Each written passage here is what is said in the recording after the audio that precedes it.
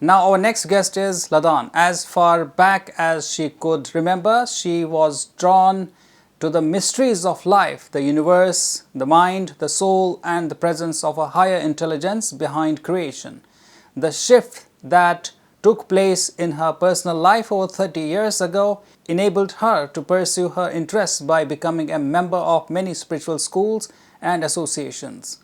The more she learned through her life, the more she experienced the truth that there is only one truth, the truth that we co-create the reality we live in. This led her to take an extensive and specialized research in the role of functioning of the chakra system within the body. Resulting from this, she has uncovered the link between the chakra system of all life and how one is influenced by energies of another. She now shares her knowledge and experience through her published paper on the chakras of fifth dimension and activating the 12 chakras oracle cards. Activating the 12 chakra system oracle cards, Ladan earned recognition as an internationally respected teacher of metaphysics, counselor, life coach, wellness practitioner, metaphysical minister, healer, and speaker, offering self-paced courses in transpersonal and metaphysics. Her website is LadaanUniversal.com. Let's now listen to her on this auspicious occasion of International Yoga Day 2021. Hello, beloved brothers and sisters. I am Ladaan Universal. Today I wish to share with you my journey to self-discovery, to self-mastery. From a very young age, I was able to enter my inner world and to tap into this power, this source of light, this source of love that made me feel nurtured, cared for, and truly loved. I now know that at that time I was actually meditating. And meditation, as you all know, it's simply shutting off the external world and entering the internal world. At a very young age, I wanted to find out what is this energy.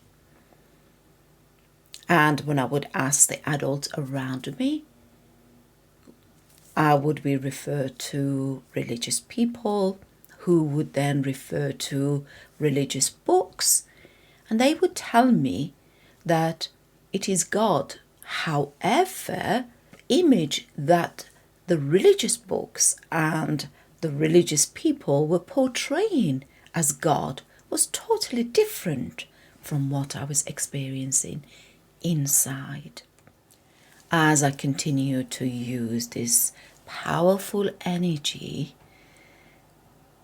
to bring in the changes that I wish to have in my life, good health, good relationship, a positive environment, I recognized that I am in control of my life. I am in charge of my health. I am able to construct the world that I wish to live in. So I expanded this energy source, the power of God that I was experiencing from my inner world into my outer world. Around 35 years ago, I was introduced to yoga for the first time. And my yoga teacher taught me the deeper concept of yoga, which I would like to share with you. So now I would like you to just join me in doing a short visualization and see what comes to your mind when you think of yoga. Now visualize yourself performing yoga. Okay, wonderful, wonderful. You can open your eyes now. So now let me guess. I bet this visualization involved one of the yoga poses. maybe the sun salutation or handstand on your yoga mat, or maybe using your yoga props. Is that correct? However, did your visualization only relate to the physical movement of yoga, or did it involve the deeper concept of yoga, which is the unification of the mind, body, and the breath? I ask you to join in this visualization because often our understanding of yoga goes only as far as seeing it as a physical movement, a physical exercise. However, when we change our understanding of the deeper concept of yoga and its benefits from the high perspective, the high state of our mind, we change our approach to yoga and its association to our spiritual growth. The Sanskrit word for yoga comes from the word yoj, which means to yoke, to unite. When we practice yoga, there's an alchemy that takes place within our body that creates the bridge between our physical self and our spiritual self. It connects us to our entirety, to our whole beingness. This bridge is created through our in-breath, the pause, and the out-breath. A unification of the lower realm, being our body, with the higher realm, being our higher mind, our consciousness. The ultimate goal for this unification is the self-realization of our supreme self, our master self. Many early Western approaches to yoga has often been to exercise the body. Of course, exercise is a necessity for our well-being. It helps us to improve flexibility, it strengthens our body, and it balances our physicality. However, as I'm sure you all agree with me, yoga is much more than a form of exercise. When we go running, we go swimming, we go to the gym, we play tennis, or when we take part in any other form of conventional exercises, we can clearly see that the focus is simply on working out the body alone. The focus is on keeping fit. However, yoga is a moving meditation, is the gateway to enter our inner world. Just like Tai Chi and Qigong and martial arts, the focus is and should always be on exercising the body and at the same time the mind, which will help us to achieve our ultimate goal of self-realization, the supreme being that we are. If we look at Iyengar Yoga, which I am very familiar with and practice, the breath is like the glue that connects different parts of the body and allow it to merge with the higher aspect of who we are. It connects matter with spirit. The rhythm of each action combined with the in-breath followed by the pause, the silence, and then the out breath creates a different reaction within our body that allows us to withdraw from these external senses and tap into our internal senses. The same process happens when we sit in meditation. We also switch off from our external senses and switch off from our external world, and we enter the space of bliss, our internal world. Our internal world is the gateway to divine. Patriji says that yoga is a process. It's active. It's the way we engage with the world to create harmony. But that harmony must first be created within. Yoga is how we participate and create relationship. What is this relationship?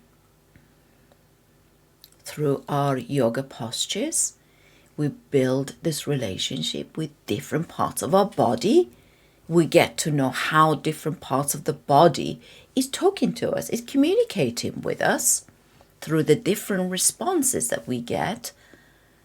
But at the same time, we get to build a stronger relationship with our true self, with divine, through our breath and through, again, the still points between each cycle of the breath. This relationship enables us to experience bliss and harmony within our inner world, and then we can project this out into our external world, into our environment, into others around us. Many schools of yoga teaches us different yoga principles. When we are practicing different poses of yoga, and when we allow these movements through our yoga practices become one with our breath, when we become conscious of our practice, we're actually tapping into universal principles. There are 7 particular universal principles that, for me, are very much apparent in certain yogic poses.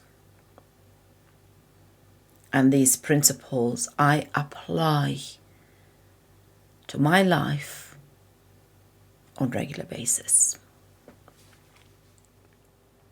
These principles are based upon a 5,000-year-old Vedic wisdom. So the first of the 7 principles that I wish to share with you is the Law of Pure Potentiality. Our true nature is pure consciousness. This consciousness, this intelligence exists within everything. And as we are part of everything, we have that infiniteness within us and as us. We are limitless. The next is the law of giving and receiving. So when we get into the baby pose when we connect to the energy of Mother Earth, we become humble.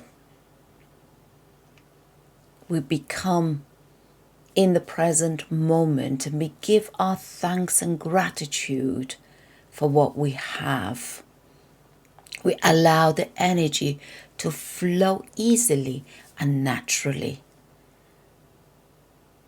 So when we give, we put out into the universe, and the universe brings that back to us tenfold. This is being in the now and appreciating what the now brings. The next principle is the law of cause and effect. This is also called the law of karma. Every action has a reaction. What we reap, what we sow, we then reap.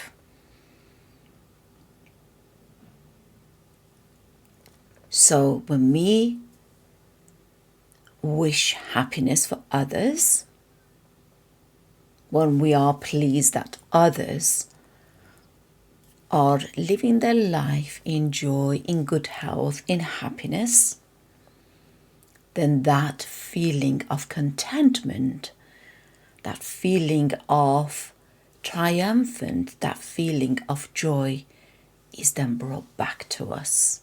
Our life is then filled in with joy.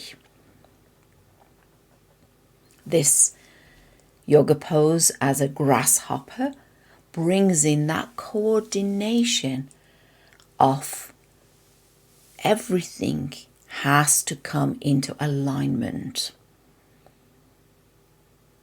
So there cannot be a scale of heavy-sided on one side and light-sided on the other side.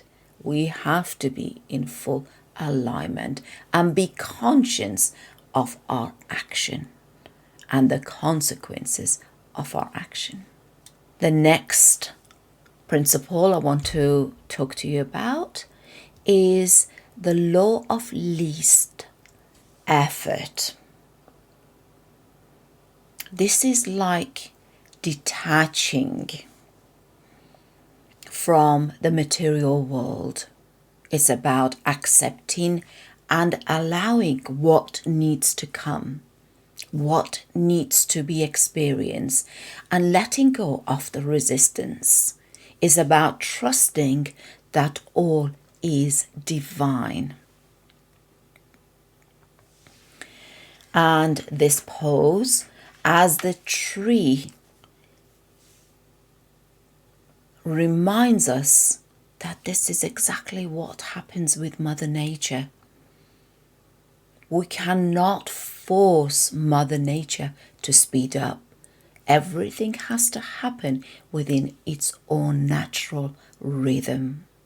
The next is the law of intention and desire.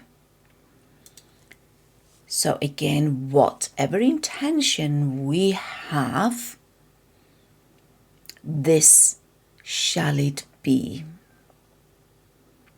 This pose as a warrior tells us that we're setting the intention that I am strong and I can get through all challenges in my life. Because if we go back to the law of pure potentiality, I am infinite. And the next is the law of detachment. Yoga and meditation teach us that we are much more than the material world. That all materials are replaceable.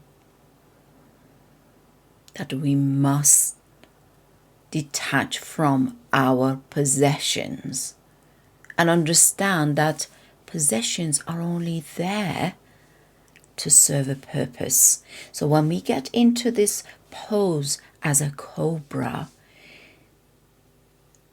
we remember that the cobra shed its skin when it's ready for new experiences, for rebirth.